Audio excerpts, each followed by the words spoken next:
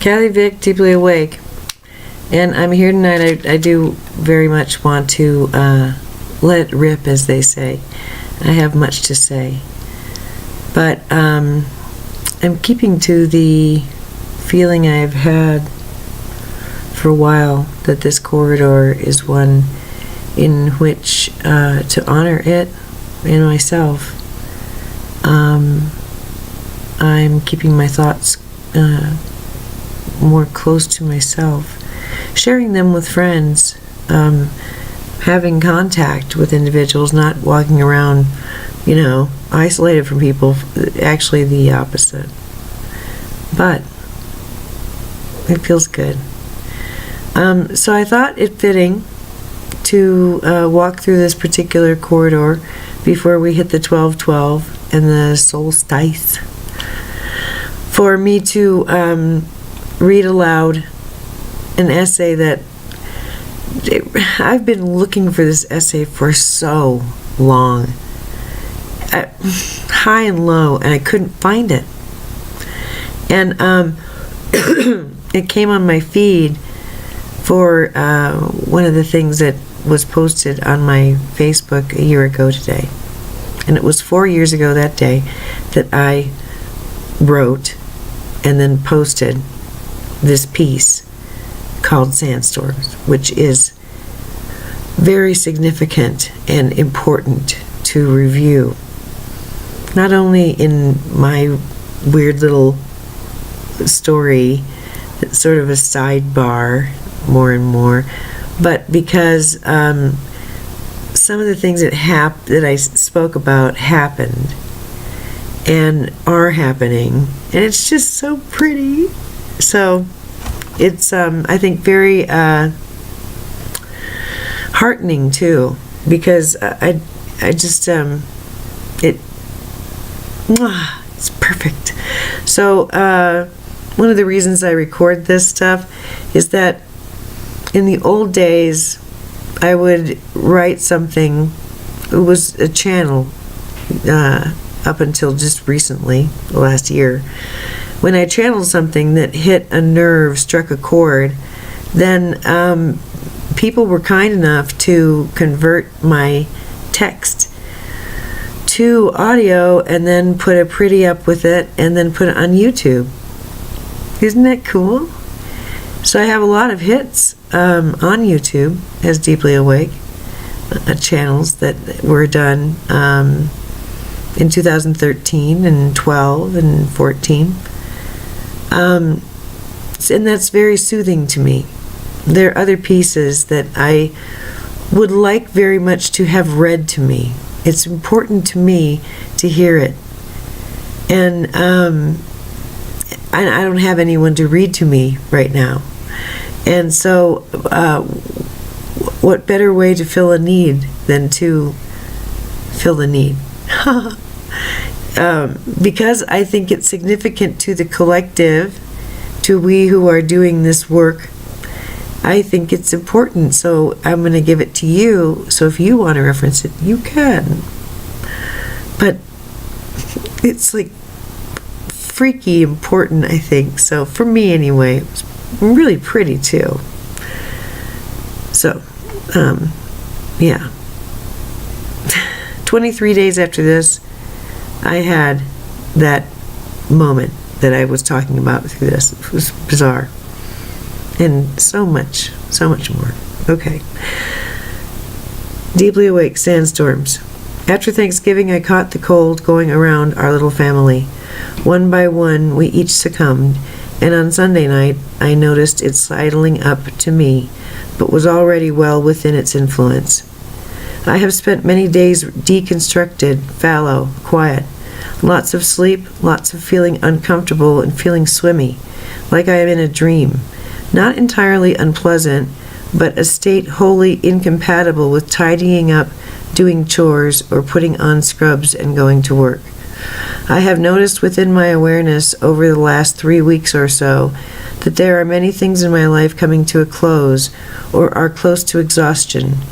I do not mean this figuratively. There are big, big changes ahead. I told Sam my random shopping list a couple days ago. It's as if every sector of our home, every sector of our living needs some sort of outfitting. I'm not kidding. We only have one light working in his bathroom. Neither one of us have clothes that fit us anymore. I have car issues. My job is not working out. Sam is not doing great in school. We're out of cat food. It's just all random and all loose ends and weird final details. Imagine that all the goodies you rely on that you bought at Costco are gone. So many things must now be replaced. Last night I went to the movie house and watched Lincoln. I was reminded of my great friend Marge, the ultimate leader, someone to whom it is wise to give one's trust, someone who has thought things through far longer and more intricately than you could conceive of doing. That was Marge, and I recognized in Lincoln the resigned, resolved walk of someone walking hand in hand with their highest angels, answering to higher standards, often misunderstood, often reviled, and very nearly always loved. Lincoln. What a magnificent movie. What a gift to us, reminding us that definitions change, identities change, but there are certain truths that are incontrovertible. And here was a man willing to wade through the insanity of small men with their big doubts and their powerful beliefs. I went to the movie last night because I was canceled and because I had a friend who was going to see it that same night. I wanted to have something topical to discuss, and I liked the idea that we were watching the same scenes at the same night, knowing the other was doing so. It was nice. Imagine my surprise when I realized that this morning I would have more than Daniel Day-Lewis's Oscar-worthy performance to discuss with you.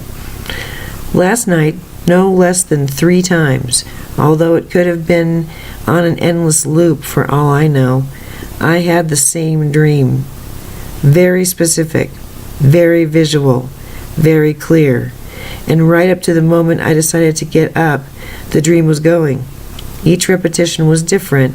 There were always new elements, and yet the gist of it was not to be overshadowed by the trinkets and crinkly doilies of dreamscapes. Here was the message. And just to break away, just so you know, I don't dream often. When I do, I know the dreams are significant. They're like body dreams. I'm really there. And I don't have, I've only had one other experience where I had a repetition of a scenario, but the other time it was a exact repetition of a movie. And this was different. This was a dream that just kept morphing, but was, the same in essence. All right, diving back in. Woo! Here was the message. I was working very hard, really in the mud, down on the ground with my tools, like a mechanic fixing something from the ground up, repairing something, completely focused, completely taken up in the task at hand. And then there came a windstorm, a sandstorm, and I could see nothing.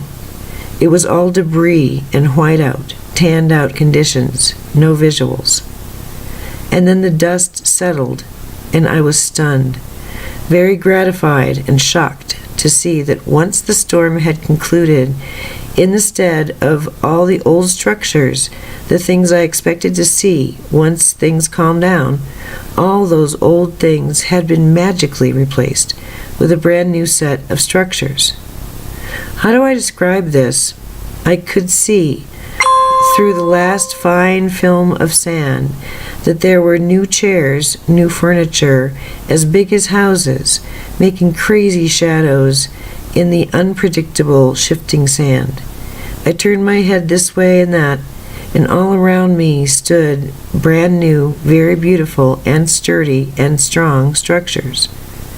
I realized that it was the work I was doing which contributed to this new environment, but that this was also a gift. It was completely unexpected. Imagine the best thing that ever happened to you. Now, imagine understanding that you just could not have had that wonderful, loving, beautiful experience if you did not already have that love within you all along.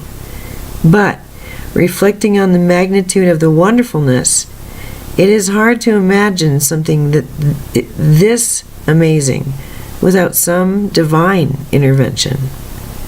That's what it was like. I felt like I had just unwrapped a present I wrapped for myself before I started to reckon time. And it's just been sitting there waiting for me to notice it, have interest in it, and think myself worthy of poking at it, shaking it, denuding it. I had to get to a place where I could even imagine myself worthy of something I myself left for me as a gift. This amnesia is batshit insane. I decided to post this when it dawned on me what the ramifications of this dream really are. I got right up front that there are changes coming up and everything is in readiness, and I should prepare for some awesome fun. Deeper, there is the notion that there is nothing coming down the pike I cannot handle. But further, there is another kernel of truth lodged just so in this big mouth of mine, and I think flapping my jaws might just a little bit longer will dislodge this sucker. Here's the bottom line. I can now welcome cataclysm. I'm quite joyful as I write that, fairly gleeful. I have taken on my favorite internal character's attributes.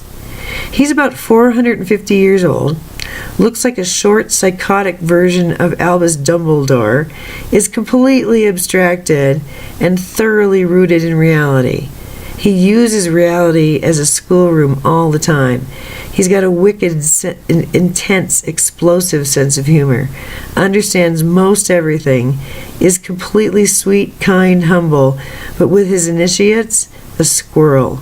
And that's who I feel is sitting here coaching me to get all the levels of this dream. Endings are to be looked forward to now. Each of these energetic closings will be part of the sandstorm, part of the wind that will make my eyes squint and tear up, make me tuck my head close to my armpit, breathing slowly until the dust settles. Each and every one of these events will carry with it this sacred wind, this obliterating and transformative sand. There is nothing to fear and much to celebrate. The house is built. It is ready. And I guess it just needs a good wind to help stabilize the joints. I guess that's how it works. I know this was no fever dream.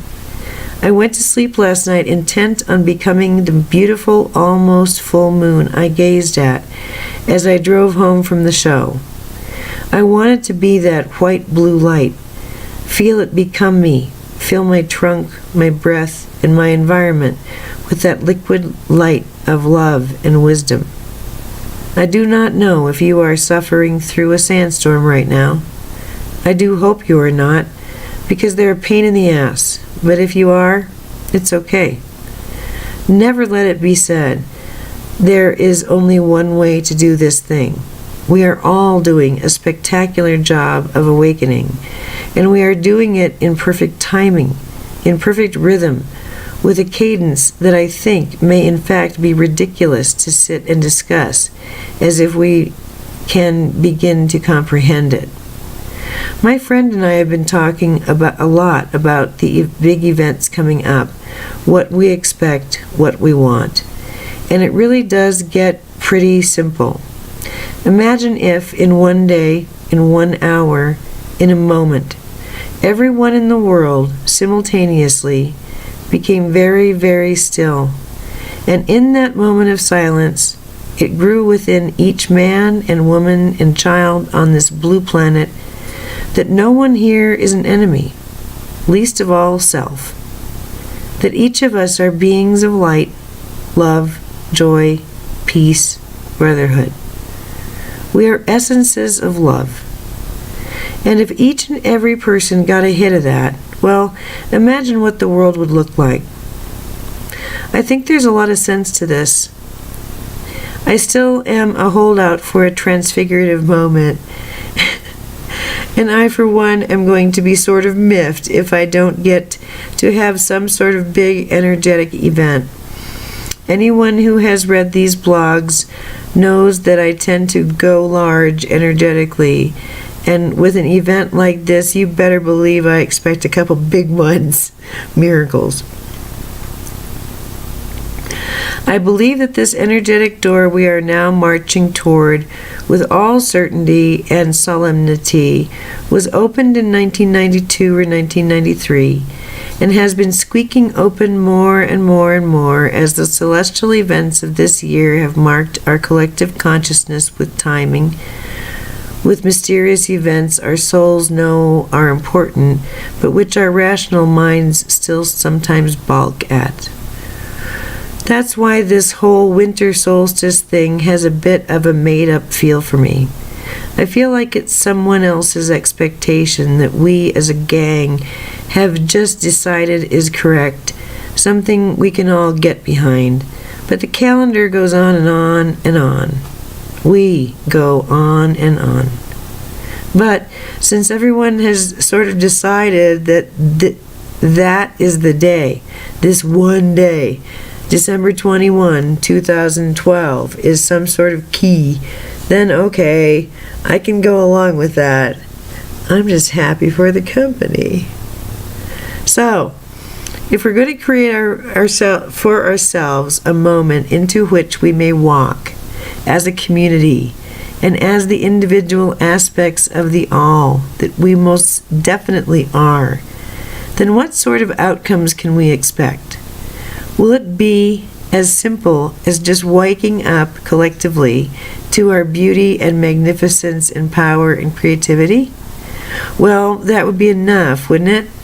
It would be a damn good place to start.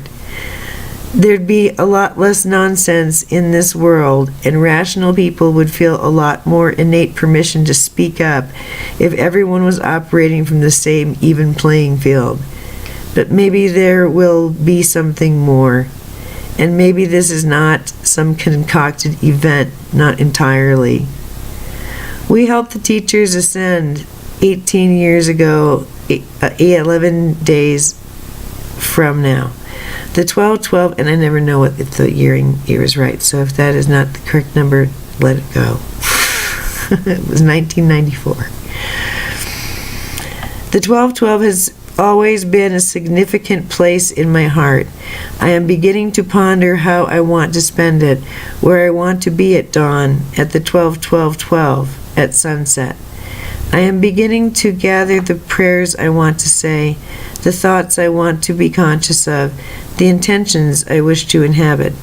That day will be spent in the skin of my ancient crazy monk, wandering the earth here and there, choosing this place to pray, this place to eat, this place to dance.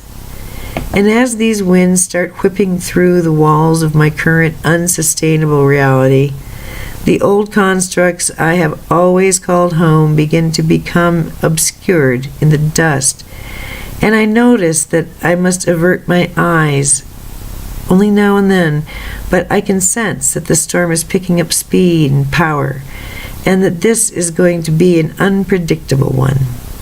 And then I lift my head, I close my eyes, I point my face into the clouds, and I feel the grit and ice prick my face like 1,000 points of fact. Things that used to harm, scare, freeze. And I let these now just blow past me, blow through me, moving all where it will inevitably come to rest, allowing these gusts of finite and forever change to kiss my skin with the sting of recognition and retreat. I do not know how everything is going to shake out. I do not know exactly how each of the chapters writing their closing remarks are all going to come together into anything like a cohesive whole. But I know enough to trust my dreams, and my dreams told me again and again, in a cheeky way, that only my guides would know I would appreciate, almost as much as the message itself. You've got this. You've been preparing for this your whole life. You have amnesia. So you don't understand that what you've been working on so hard, dear mechanic, is your future reality. You've been preparing. And it is you who put the stronger structures in place. Let the wind do its part. Enjoy this next part. And don't fear the sandstorms.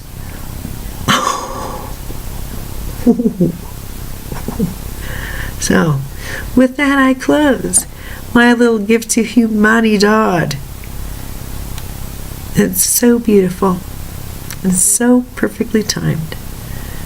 I hope it finds you well, safe, free, easy, peaceful, joyful, mirthful, able to think of something funny and laugh out loud. And I invite you to do so today and every day. And with that, I say good night.